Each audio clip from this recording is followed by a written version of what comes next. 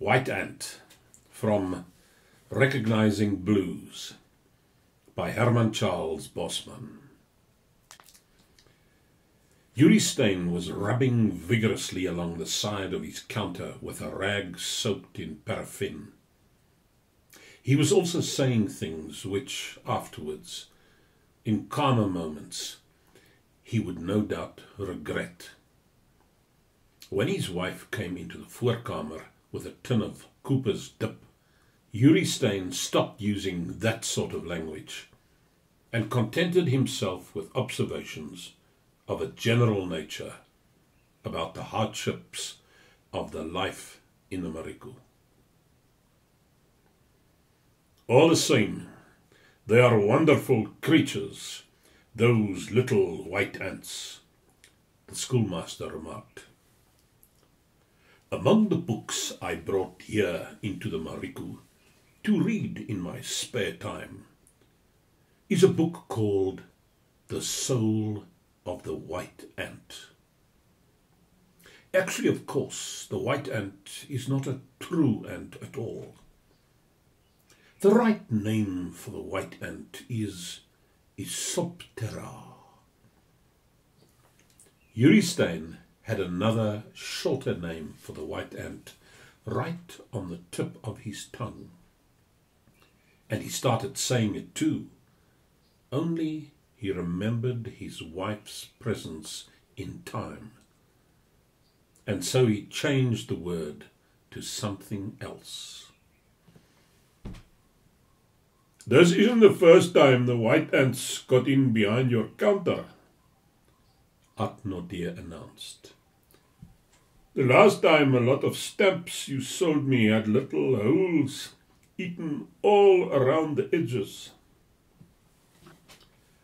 That's just perforations, Yuri Stein replied. All postage stamps are that way. Next time you've got a postage stamp in your hand, just look at it carefully and you'll see. There's a law about it or something. In the department, we talk of those little holes as perforations. It's what makes it possible for us in the department to tear stamps off easily without having to use a pair of scissors. Of course, it's not everybody that knows that. Atnodir looked as much hurt as surprised. You mustn't think I'm so ignorant, Yuri, he said severely. Mind you, I'm not saying that perhaps when this post office was first opened and you were still new to affairs, and you couldn't be expected to know about perforations and things, coming to this job raw from behind the plough, I'm not saying that you mightn't have cut the stamps loose with a pair of scissors or with a number 3 pruning shears even. At the start, mind you, but nobody would have blamed you for it either. I mean, nobody ever has blamed you. We've all, in fact, admired the way you took to this work. I spoke to Gysbert van Tonder about it too, more than once. Indeed, we both admired you. We spoke about how you stood behind that counter with kraal manure in your hair and all, just like you were the Postmaster General. Bold as brass, we said too. The subtle flattery in Atnodir's speech served to mollify Yuri Stein. You said all that about me? He asked. You did? Yes.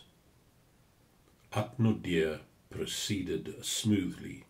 And we also admired the neat way you learnt to handle the post office rubber stamp, Gijsbert and I. We said you held onto it like it was a branding iron.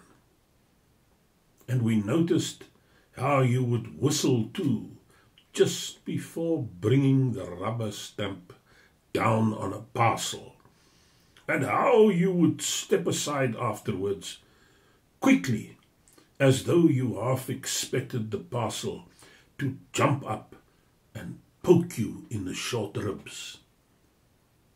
To tell you the truth, Yuri, we were proud of you. Yuri Stein was visibly touched, and so he said that he admitted he had been a bit arrogant in the way he had spoken to Atnodeer about the perforations. The white ants had got among his postage stamps, Yuri Stein acknowledged once. But what they ate you could hardly notice, he said. They just chewed a little around the edges. Gijsbert van Tonder said that, all the same, it was enough. His youngest daughter was a member of the Sunshine Children's Club of the Church magazine in Cape Town, Gijsbert said. And his youngest daughter wrote to Aunt Suzanne, who was the woman editor, to say that it was her birthday. And when Aunt Suzanne mentioned his youngest daughter's birthday in the Sunshine Club corner of the Church magazine, Aunt Suzanne wrote that she was a little girl staying in the lonely African wilds. Gramadulas was the word that Aunt Suzanne used, Gijsbert van Tonder said. And all just because Aunt Suzanne had noticed the way part of the springbok on the stamp on his youngest daughter's letter had been eaten away by white ants, Gijsbert van Tonder said. He added that his daughter had lost all interest in the Sunshine Children's Club after that. It sounded so uncivilized, the way Aunt Suzanne wrote about her. As though we were living in a grass hut with a string of crocodiles around it, with their teeth showing, Gijsbert van Tonder said. As though it's all still concessie farms, and we haven't made improvements. And it's no use trying to explain to her either that she must feel sorry for Aunt Suzanne for not knowing any better. You can't explain things like that to a child. Nevertheless, while we all sympathized with Gijsbert van Tonder, we had to concede that it was not in any way Yuri Stein's fault. We had all had experience of white ants, and we knew that, mostly, when you came along with the paraffin and the Cooper's dip, it was too late. By the time you saw those little tunnels which the white ants made by sticking grains of sand together with spit, all the damage had already been done. The schoolmaster started talking some more about his book dealing with the life of the wild ant then, and he said that it was well known that the termite was the greatest plague of tropical islands. Several of us were able to help the schoolmaster write. As Chris Velman made clear to him, the Mariku was not in the tropics at all. The tropics were quite a long way up. The tropics started beyond Mogodi even. A land surveyor had established that much for us. a few years ago on a coloured map. It was loose talk about wilds and gramadulas and tropics that gave the Mariku a bad name, we said. Like with that Aunt Susan of the Sunshine Children's Club. Maybe we did have white ants here, lots of them too, but we certainly weren't in the tropics, like some countries we knew, and that we could mention also if we wanted to. Maybe what had happened was that the white ants had come down here from the tropics, we said. From way down beyond Mogudi and the other side of Frk Bonteis's farm even. There was tropics for you now, we said to the schoolmaster. Why, you should just see Frk Bonteis's shirt. Frk Bonteis wore his shirt outside of his trousers, and the back part of it hung down almost to the ground. The schoolmaster said he thought we were being perhaps just a little too sensitive about this sort of thing. He was interested himself in the white ant, he explained, mainly from the scientific point of view. The white ant belonged to the insect world that was very highly civilized, he said. All the insect world didn't have was hemoglobin. The insect had the same blood in his veins as the white man, the schoolmaster said, except for hemoglobin. Gijsbert van Tonder said that whatever that thing was, it was enough. Gijsbert said it quite hastily too. He said that when once you started making allowance for the white ant that way, the next thing the white ant would want would be to vote. And he wouldn't go into a polling booth alongside an ant to vote, Gijsbert van Tonder said, even if that ant was white. This conversation was getting us out of our depths. The talk had taken a wrong turning, but we couldn't make out where exactly. Consequently, we were all pleased when Oupa Becker spoke and made things seem sensible again. The worst place I ever knew for white ants, in the old days, Oupa Becker said, was along the Malopo, just below where it joins the Crocodile River. There was white ants for you. I was a transport rider in those days, when all the transport was still by ox wagon. My partner was Jan Tron. We called him Jan Monkey because of his wooden leg, a back wheel of the ox wagon having gone over his kneecap one day when he had been drinking mampoer. Anyway, we had camped out beside the Malopo, and the next morning, when we inspanned, Jan Monkey was saying how gay and light he felt. He couldn't understand it. He even started thinking it must be the drink again.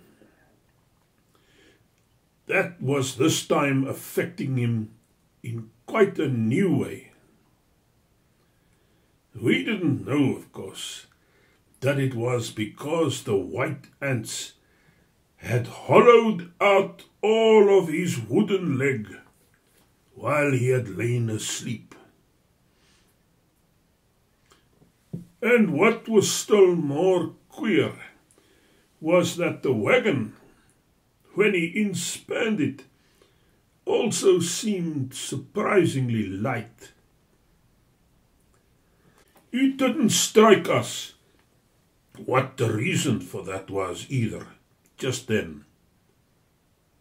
Maybe we were not in a guessing frame of mind that morning. But when our truck got through the Paradise Poort into a stiff wind that was blowing across the vlakte, it all became very clear to us.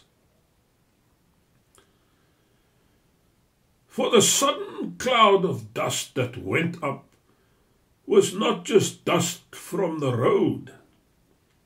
Our wagon and its load of plain Oregon pine were carried away in the finest kind of powder you can imagine, and all our oxen were left pulling was the track chain. And Jan Monkey Tron was standing on one leg. His other trouser leg was that of a greyish-coloured moleskin, was flapping empty in the wind.